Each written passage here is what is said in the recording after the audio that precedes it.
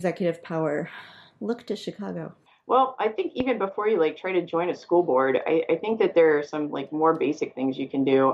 Well, first of all, and I think anybody who's listening to this podcast is doing it, just know stuff. I mean, it's amazing to me how few people actually, I mean, education affects every person on earth, okay? Because you either went through it or you have kids in it or, you know, just the people around you, you're kind of counting on it for not everyone not to turn out to be morons. So everybody should just find out about things about where you live and like your school district and like you should know who your superintendent is. You should know, you know, kind of the way things work. Are your schools good? You know, what are they doing there? And then once you know some things, you can start doing things. You can start making some change. You know, like you could, you know, this is self-serving, but you could write a letter to the editor. you could you could comment on a story on a news website. You could start a podcast, although not one that competes with your lovely podcaster. Okay. And, and then you can actually like just you don't have to run for the school board yet unless you really want to, but you could just go. If you Mhm. go to the school board meetings, you learn so much. Schools deal with so many things. Oh my gosh, like they have to think about curriculum, they have to think about employees and employee benefits, discipline. There's crime there, there's like finances. I mean, there are just so many things that they're thinking about at all times, and it's really educational just to go and listen and see what they're doing. So and that'll tell you what you're getting into before you get there if you decide to run. So, and I know that there are certain people who go to every single meeting. They know all the school board members. They email them all the time. I'm sure they get to be a pain in the ass, but you know what? Those people know more than I do about education. I'm not saying I know a ton, but they know they they've learned. So anyway, the other thing you can do, and this isn't exactly hyper local, but we have a state board of education. So you can go to that. Those meetings are open, and you can see where the sausage is being made about your education policy for the state, and that's where things happen, like with state tests and things like that, and how the scores are set, and you learn a lot from that too. And so that's kind of cool. Maybe even if they broadcast it, you could just watch it. You don't have to like go all the way to your state capital or whatever. Another thing you can do, state education departments will ask people for their opinions on different things like our ESSA plan. ESSA, for those people who don't know, is the law that is going to replace No Child Left Behind. And all the states just had to have a plan for how they're going to evaluate their schools. And do some other things, and they just had to turn it in. And it was just due like September 18th, I think it was. Our state education department was doing surveys of like, what do you think of this? What do you think of that? We want to form a focus group. Are you going to be on it? And I don't know how much buy-in they got for that, but definitely that's a way you can participate. So I don't mean to hijack the conversation here, but here's one more thing, okay? Find out who your state representatives are and pay attention to what they're doing in this area. Mhm. So find out who runs your the I mean, I don't know. Everybody has a bicameral legislature except for Nebraska. They're weird. But find out who your state Senate Education Committee chair is. Find out who the state, and I know that sounds really exciting, but that's the other place the sausage is made. And those people tend to, I mean, unless, you know, they haven't been around a while, those people tend to know a lot. And if you have opinions, get to them. So, This is Allison to add to that. Like, I just learned that 56% of my state's budget is education. Why aren't elected representatives yeah. talking about it So more? they It said, is. and ours is like the lion's share too. It's like 60 or 70%. A big deal. And start calling your state legislators' offices. I was shocked when I called mine, like I mentioned way earlier about the teacher pensions, when I called my state legislators to kind of ask some questions and to express some opinions. Um, I was pretty shocked when the GOP office said, no, no, we're not voting for that. We don't want to harm anything with our schools. I think it's because I'm in an area that's known for having really excellent schools, and they want to make sure that it stays that way, um, because they know what that does to property values and everything else. But it was just kind of surprising. I wouldn't have thought that my GOP legislators would have been backing schools as much as they have. But when I go back and I look at their voting records, there it is. They're totally in line with their Democratic colleagues on education, which is surprising. Um, but yeah, the other way that you can get involved, like on a really hyper local level, get into your school buildings. Mhm. Ah, Go help.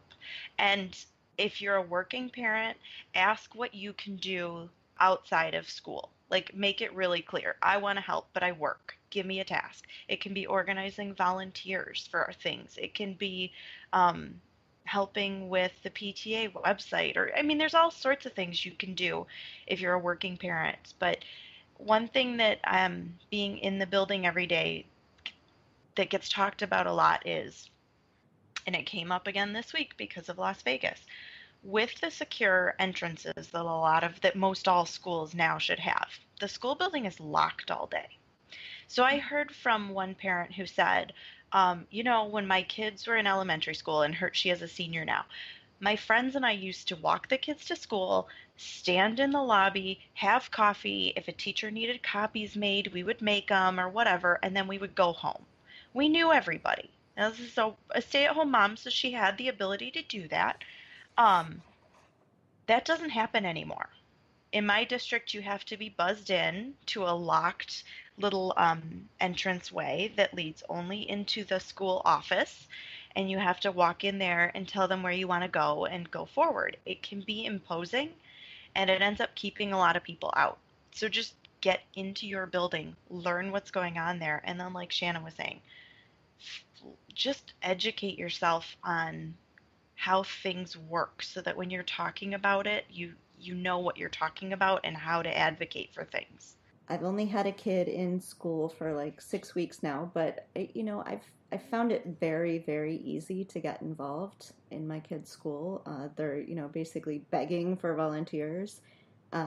We actually, one of the things that we really liked about the Catholic school, and one of the reasons we wanted to go there, was that they require 20 hours of service for each family. So I have 2 kids there. Luckily, that doesn't mean 40 hours of service for us, but 20 hours of service. So everybody has to get involved. It's a requirement.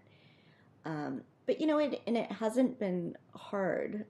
My husband's schedule is flexible enough that he can do things like go on field trips. But I've been able to, go to a coffee with the principal that was happening at 7:30 in the morning, so I could go before work.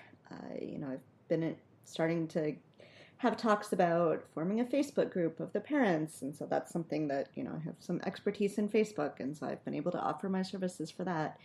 Another parent, where both parents work, she put together the book for the preschool class of like who each kid was and who their parents are, and pictures of each of the kids and stuff, so everybody can get to know each other, and she can do that completely outside of the workday. So yeah, there's definitely ways to get involved in your own children's school. And you never know where that will lead, because there was a woman who just left a local school board after serving on it for some 25, 28 years maybe. She literally got her start because when her kids started back in the 70s, she was the only one that knew how to use the typewriter well enough. So she started writing the PTA newsletter. So if you're looking to run for the school board, like, it's not crazy to think that starting with the PTA could end up with you on the school board. And she worked her way up to the point that, like, she knew every state superintendent for years and years because she was so committed and dedicated to making sure that the schools in her area were great. So, you may be thinking, like, I'm just making the preschool directory, but you never know if you're really committed what you'll end up doing. Don't tell me that. I need to learn how to say no. Yeah, I was gonna say, you guys, as the parent of a toddler, you guys are starting to freak me out. I didn't know I was gonna have to do all this work. Oh, No, it won't feel like work. Well, I mean, I wouldn't totally say it won't feel like work. I'm still overwhelmed by just the amount of papers that come home in folders every day that I have to like look at. Oh my gosh, we recycle so many papers, so many assignments, so many, oh gosh. Well, and you just have one kid. I'm getting most of these things double. Uh-huh. Some of the parents, and this is a little less pressure maybe if you don't want to like get into the whole politics of it or anything, but it might make your kid feel more involved too with their classmates if because there's some parents in our class that are really good about setting up play dates with the whole class. And so and they get to know each other like over the summer, or so that's something you can do, get involved and get to know the other parents, and you get to talking to them there. So that's not high pressure, that's not a lot of work.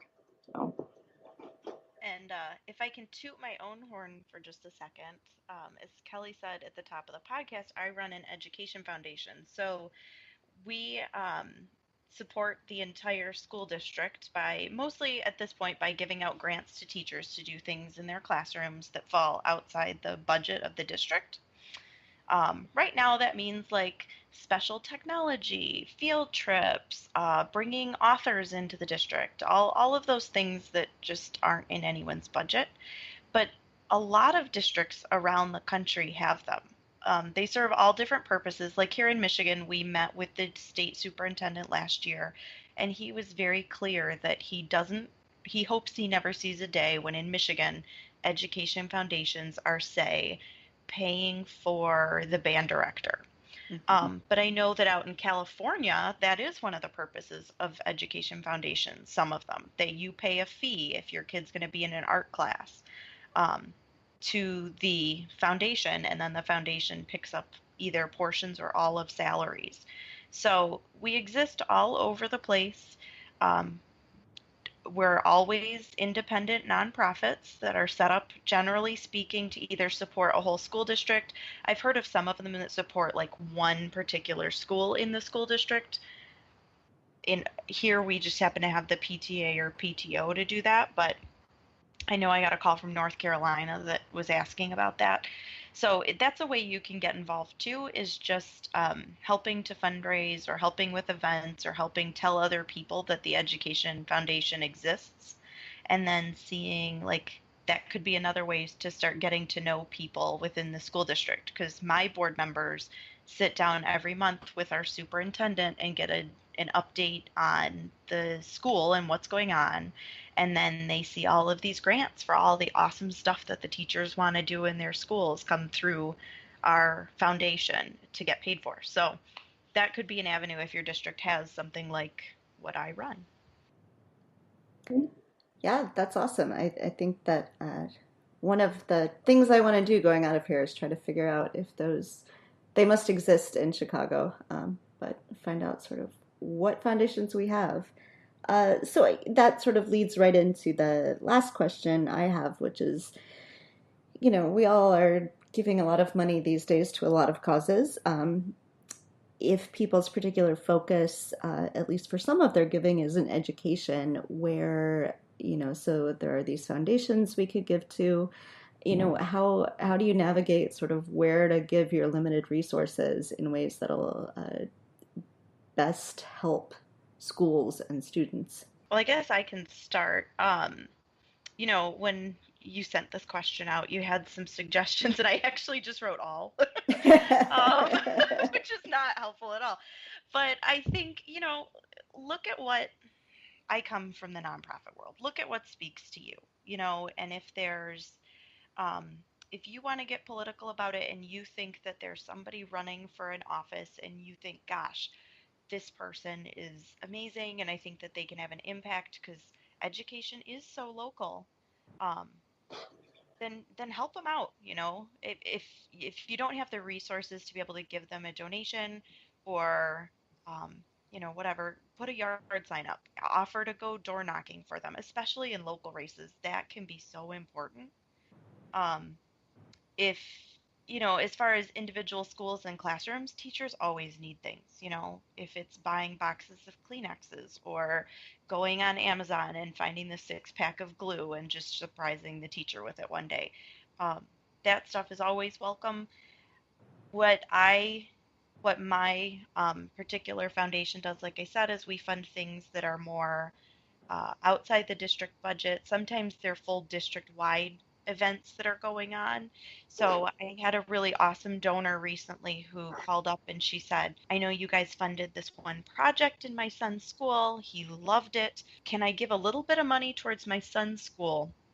And the rest of my donation will go towards supporting this same thing at one of the other schools in the district. So if you're sort of worried about equity a little bit, sometimes a foundation like mine can help equity across the district because we sort of are filling in holes sometimes. Not holes. We're helping to help things